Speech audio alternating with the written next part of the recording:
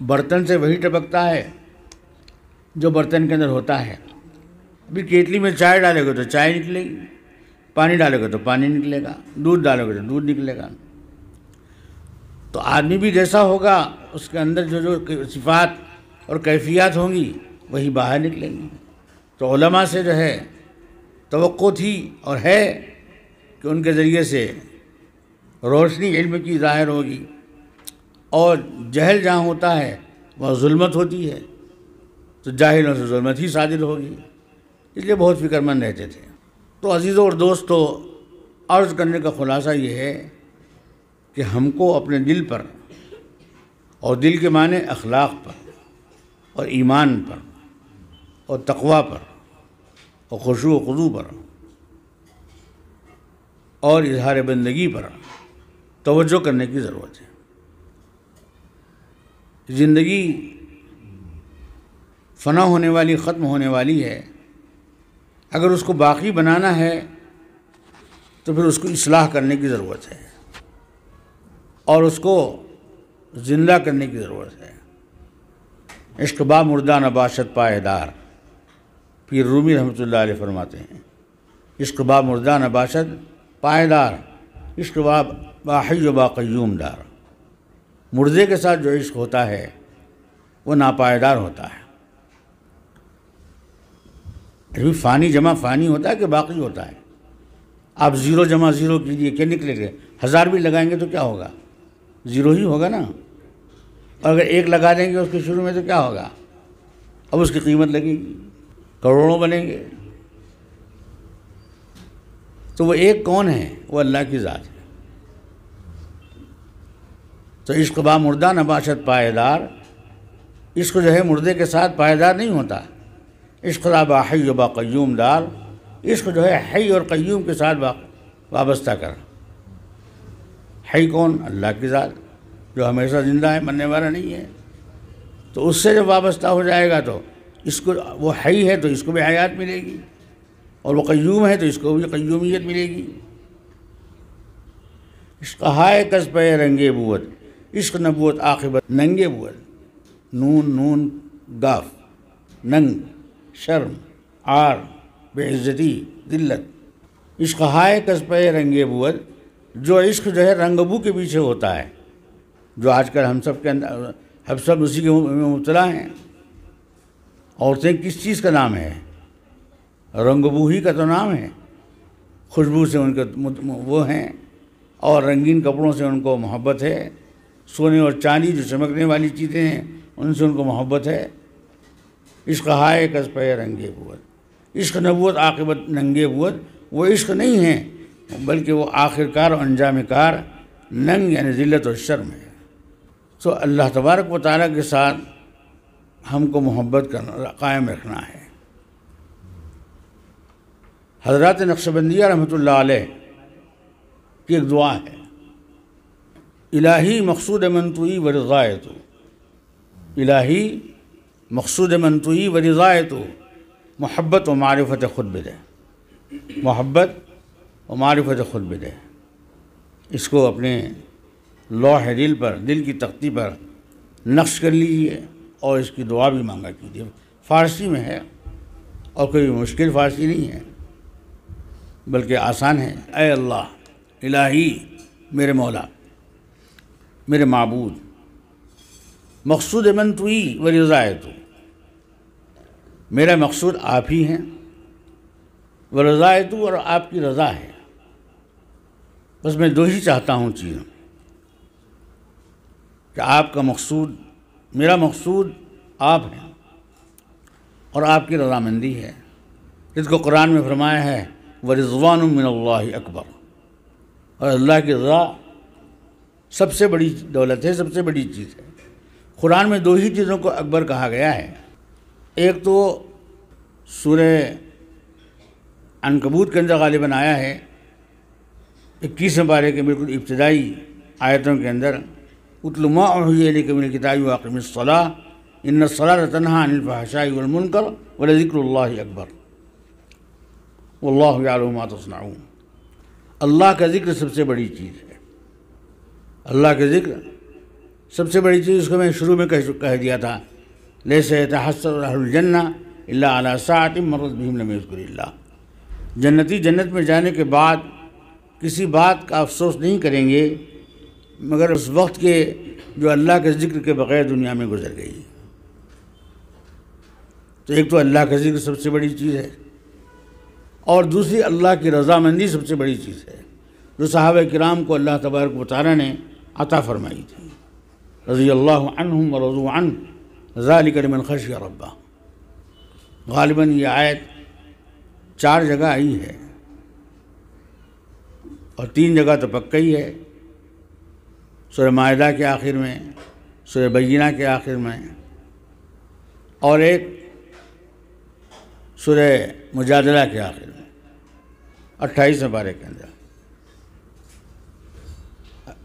صحابہ کرام کو زندگی ہی میں اللہ تبارک و تعالی نے اپنی رضا کا پروانہ عطا فرمایا تھا، اللہ ان سے راضی ہو گیا اور وہ اللہ سے راضی ہو گئے، اس سے بڑی اور کوئی دولت نہیں ہے۔ اسی واسطے کہا جاتا ہے کہ صحابہ کرام کی شان میں گستاخی کرنے سے بچنا چاہیے۔ عام طور پر حضرت ابو سفیان ہیں، حضرت معاویہ ہیں،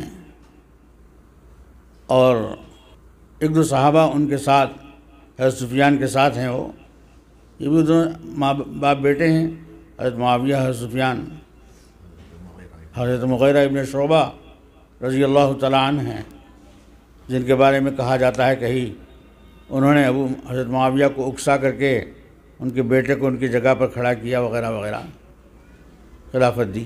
تو ان حضرات کے بارے میں بعض لوگ زبان درازی کرتے ہیں تاریخ کے حوالے سے جو غیر معتبر ہے، جن کا تاریخ نام ہے رتب و یابس کا، تاریخ نام ہے رتب و یابس کا، یعنی وہاں ہر قسم کی چیزیں اس کے اندر جمع کر دی جاتی ہیں۔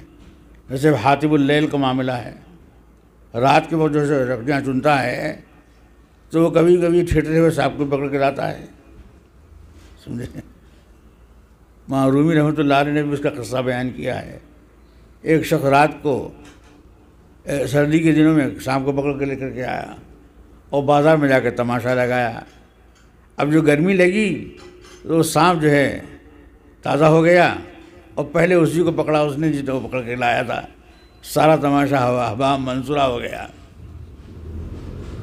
تو اس لیے جو ہے صحابہ کرام کو متہم یا مطعون کرنا اہل سنت کی کا شیوا نہیں، اپنی زبانیں بند رکھنا چاہیے، جس کے بارے میں حضرت عمر بن عبدالعزیز رحمۃ اللہ علیہ یا امام مالک نے فرمایا تھا، تلک دماء طہر اللہ ایدینا، یہ وہ خون ہیں کہ جن اللہ نے ہمارے ہاتھوں کو ان کے ساتھ رنگین ہونے سے محفوظ رکھا، فلا نلوث بہ السنتنا، ہم اپنی زبانوں کو بھی جو ہے آلودہ نہیں کریں گے ان کے غلط تذکرے کے ذریعے سے۔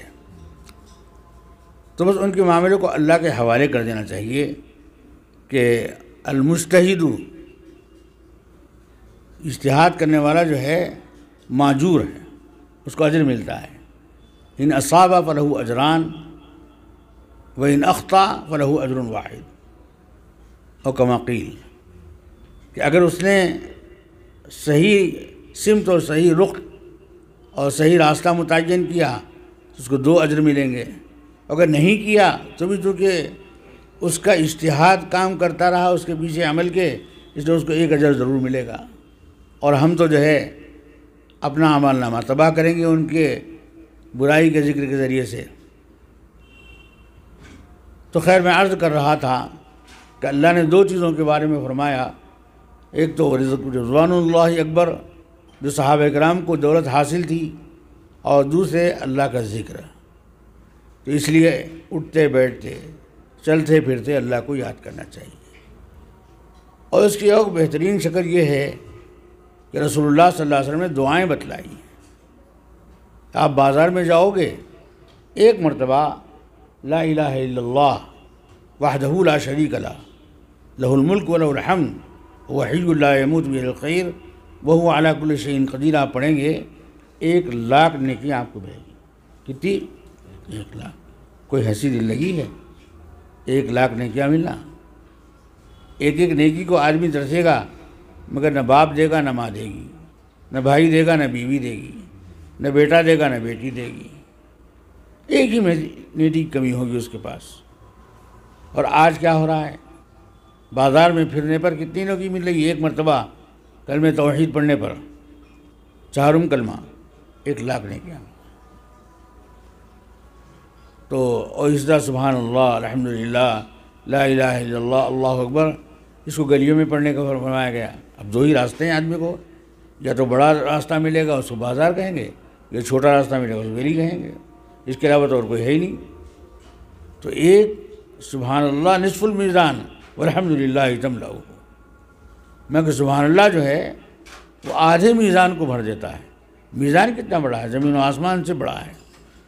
جو قیامت میں تولنے کے لیے، اعمال کے تولنے کے لیے، وَنَضَعُ الْمَوَازِينَ الْقِسْطَ لِيَوْمِ الْقِيَامَةِ فَلَا تُظْلَمُ نَفْسٌ شَيْئًا، جس کو فرمایا گیا ہم ترازو تولنے کے لیے قائم کریں گے اعمال نامے کی، تو اس میں آدھا، ایک الحمدللہ آدھے ثواب سے بھر دے گا، اور ایک سبحان اللہ بقیہ آدھے ثواب کے بھر دے گا. اور لا الہ الا اللہ کے لیے کوئی بڑی جگہ نہیں لگی، وہ آسمان پہ چلے جائے گا. تو اس لیے یہ سب آسان نیکیاں ہیں، ہلکی نیکیاں ہیں. قل هو اللہ احد کا سورہ جو ہے کوئی اگر 10 مرتبہ پڑھتا ہے جنت میں ایک محل تیار ہوتا ہے. 100 تسبیح پڑھ لی آپ نے، 10 محل تیار ہو گئے. روز ایک ایک کو بانٹتے رہیے، صبح شام 100 پڑھ کر کے، یہ امی کو، یہ ابا کو، یہ بھائی کو، یہ تایا کو، یہ چچا کو، یہ پھپھو کو، بے حساب بے شمار. مگر ہم کو اعمال کی قدر نہیں ہے. دنیا کے پیچھے تو ہم صبح شام لگا دیتے ہیں، مگر دین کے لیے فرصت نہیں ملتی. دنیا گلے کا ہار ہے اور دین نظر میں خار ہے. دنیا گلے کا ہار ہے، دین نظر میں خار ہے. یہی اگر بہار ہے، آگ لگے بہار میں. تو آج ہماری دنیا اور ہمارے اپنے کاروبار ہم کو فرصت نہیں دیتے کچھ کرنے کے لیے. ہمارے حضرت رحمۃ اللہ علیہ فرمایا کرتے تھے تم کو کھانے کو فرصت ہے، پیشاب پیخانے کو فرصت ہے، مگر اللہ کے نام کو لینے کے لیے فرصت نہیں. سوچو کتنی عجیب بات ہے. دوستوں کے اندر گھنٹوں گپ شپ کرتے رہتے ہیں، ایران توران کی کہتے رہتے ہیں، ان سے کچھ حاصل نہیں ہوتا. آپ کے تبصرہ کرنے سے چائے خانوں کے اندر یا پان خانوں کے پاس کہ دنیا کے حالات بدل جائیں گے، تقدیر بدل جائے گی، فیصلے بدل جائیں گے. ارے اس سے مانگو جس کے ہاتھ میں سب کچھ ہے، جو فعال لما یرید ہے. یفعل اللہ ما یشاء ویحکم ما یرید ہے، اور واللہ علی کل شیء قدیر ہے. آج رونے والے نہیں رہے، رات کو اٹھنے والے نہیں رہے. ہمارے اپنے معیارات بدل گئے ہیں. پہلے زمانے میں اول وقت سوتے تھے اور پچھلے پہر اٹھتے تھے. آج معاملہ الٹا ہو گیا، دیر سے سوتے ہیں دیر سے اٹھتے ہیں. لازم بات ہے، نیند وہ چیز ہے کہ جو اپنا حصہ لے کر رہتی ہے. جب رات دیر کی آپ نے تو لازماً پچھلے پہر اٹھنے کو جو ہے آپ تیار نہیں ہو سکیں گے. ایک پیر تھے پنجاب کے اندر، وہ عشاء کے بعد اپنے مریدوں کو سلا دیا کرتے تھے، اور عشاء کے بعد چائے چولہے پر چڑھ جایا کرتی تھی. اب وہ 3 بجے رات تک جلتی رہتی تھی، مطلب پکتی رہتی تھی. ظاہر بات ہے کہ جب اتنی رات گزرنے تک اس کا کیا حال ہوگا آپ خود ہی سوچ لیجیے. انتہائی کڑوی ہوگی، جتنی پکے گی اتنا زیادہ. اور وہی لات مار کر کے جو ہے اٹھا لیا کرتے تھے سب مریضوں کو، اور وہی چائے پلاتے تھے. وہ چائے کے کڑواہٹ سے نیند بھاگ جاتی تھی، آنے کا سواری نہیں پیدا ہوتا تھا. تو اصل محبت ہے، سمجھے. جب دل میں تو میں عرض کر رہا تھا کہ الہی مقصود منطوی و رضائے تو سلسلہ نقشبندیہ کا یہ دعا، اے پروردگار میرے مقصود آپ ہی ہیں اور آپ کی رضا میری مقصود ہے۔ محبت و معرفت خود بدے، دو چیزوں کو مانگا ہے، ایک اپنی محبت عطا فرمائیے اور دوسرے اپنی معرفت عطا فرمائیے۔ معرفت حاصل کنے جانے پدر تابیابی اس خدائے خود خبر، شیخ فرید الدین عطار رحمۃ اللہ علیہ نے پرنامے کے اندر لکھا ہے، اے میرے بیٹے معرفت حاصل کن، اے جانے پدر۔ جانے پدر کہتے ہیں باپ کی جان۔ باپ کی جان کون ہوتا ہے؟ بچہ ہوتا ہے، بچے ہی کو کہتے ہیں میری جان، میرے لال، میرے چاند، کہتے نہیں کہتے؟ تو محبوب کے مطلب ہوتا ہے۔ تو معرفت حاصل کن جانے پدر، اے باپ کی جان معرفت حاصل کر، تابیابی اس خدا خود خبر، تاکہ جو ہے اپنے پروردگار سے باخبر رہے تو۔ علم وہ ہے جو علیم تک پہنچا دے۔ صوفی صاحب رحمۃ اللہ علیہ کا ایک مشہور جو ہے ملفوظ ہے، جس کو انہوں نے جو ہے جب یہاں تعلیمی کانفرنس سب سے پہلی دفعہ دارالعلوم حیدرآباد کے اندر قائم ہوئی تھی بہت عرصہ پہلے، اور غالباً وہ سب سے پہلی کانفرنس تھی جو دارالعلوم نے بلائی تھی، اس کے بعد کئی کانفرنسیں ہوئیں، یہ جملہ جو ہے لکھ کر کے سب کو تقسیم کر دیا گیا تھا کہ علم وہ ہے جو علیم تک پہنچا دے۔ وہ علم نہیں ہے، جس کو دنیا علم کہتی ہے وہ جہل محض ہے، جس کو دنیا علم کہتی ہے وہ جہل محض ہے۔ علم تو ہے آپ کے ارشاد فرمانے کا نام۔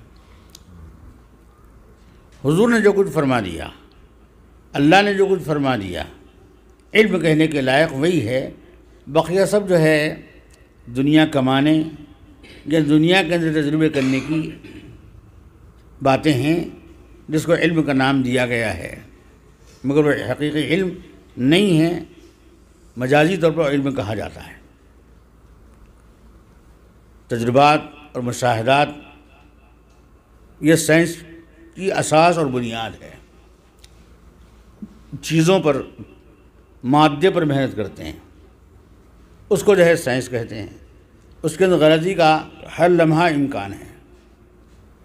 اس سے پہلے کچھ عرصے سائنسدان نے ایک مسئلہ طے کیا، اس کے بارے میں ایک اپنا نتیجہ بیان کیا، بعد میں 100 سال کے بعد دوسرا آیا، اس نے اس کی تقلید کی، کیونکہ تجربے پر اس کی بنیاد تھی۔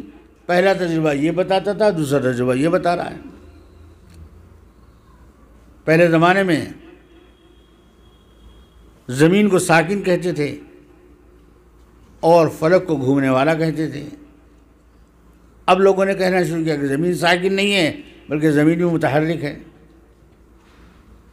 اور مشہور درود شریف بھی ہے جو مولانا کمال صاحب کے بھی کتابوں میں آیا ہوگا میرے خیال میں، وصلی اللہ علی نورین کا دو شد نور ہا پیدا زمین از حب ساکن حب او ساکن فرق در عشق او شہدا، آیا ہے کہیں؟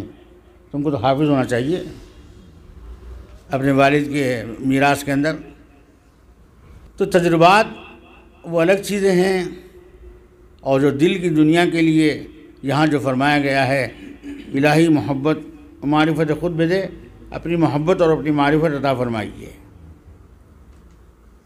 تو معرفت کو حاصل کرنا، یہ جو مجلسیں ہیں یہ حصول معرفت کا ذریعہ ہیں، اور معرفت ہی دنیا میں آنے کی بنیادی وجہ ہے۔ سب کو پہچانا، رب کو نہیں پہچانا تو کیا فائدہ؟ حضرت مدنی رحمۃ اللہ علیہ فرمایا کرتے تھے، بیٹا رشتہ سب سے توڑ، بیٹا رشتہ رب سے جوڑ۔ رب سے اپنا رشتہ جوڑنے کا نام معرفت ہے۔ بہرحال عزیزوں اور دوستو، ہم کو زندگی کو قیمتی سمجھنے کی ضرورت ہے۔ زندگی بار بار نہیں ملتی، ایک ہی بار ملتی ہے۔ یہ گھڑی محشر کی ہے، تو عرصہ محشر میں ہے۔ عرصہ کہتے ہیں میدان کو۔ یہ گھڑی محشر کی ہے، تو عرصہ محشر میں ہے۔ پیش کر غافل عمل کوئی اگر دفتر میں ہے، پیش کر غافل عمل کوئی اگر دفتر میں ہے، یعنی یہ وقت عمل پیش کرنے کا ہے، پھر یہ گھڑی نہیں آئے گی۔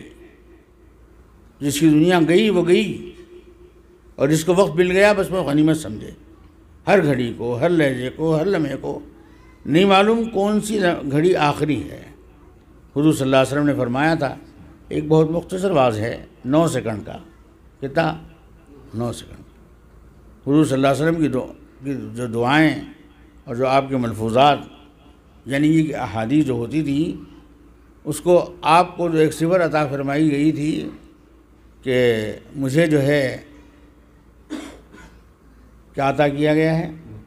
اوتیت جوامع الکلم، مجھے جوامع کلم عطا فرمایا، یعنی ایسے کلمے کہ جو الفاظ میں تو بہت مختصر ہوں مگر معانی کے اعتبار سے وہ سمندر اپنے اندر رکھتے ہیں، جس کو دریا بکوزہ کہا جاتا ہے۔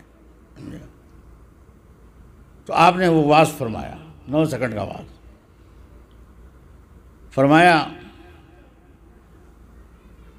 اذا قمت فی صلاۃ فصلی صلاۃ مودع، یہ ایک جملہ ہے اس کا، اذا قمت فی صلاۃ فصلی صلاۃ مودع، کہ تم نماز کے اندر کھڑے ہوا کرو کبھی بھی، اب نماز آنے والی ہے، نفل ہو، سنت ہو، فرض ہو، واجب ہو، کوئی بھی نماز ہو، تو ایسی نماز پڑھو کہ یہ آخری نماز ہے، رخصتی والی نماز ہے، اب اس کے بعد پھر نماز کا موقع نہیں ملے گا۔ اب ایک آدمی کو پھانسی کا حکم دیا جائے اور اس سے پوچھا جائے کہ بھائی آخری تمنا کیا ہے، تو ہر مرد مومن یہی کہے گا کہ مجھے 2 رکعت نماز پڑھنے کا موقع دیا جائے۔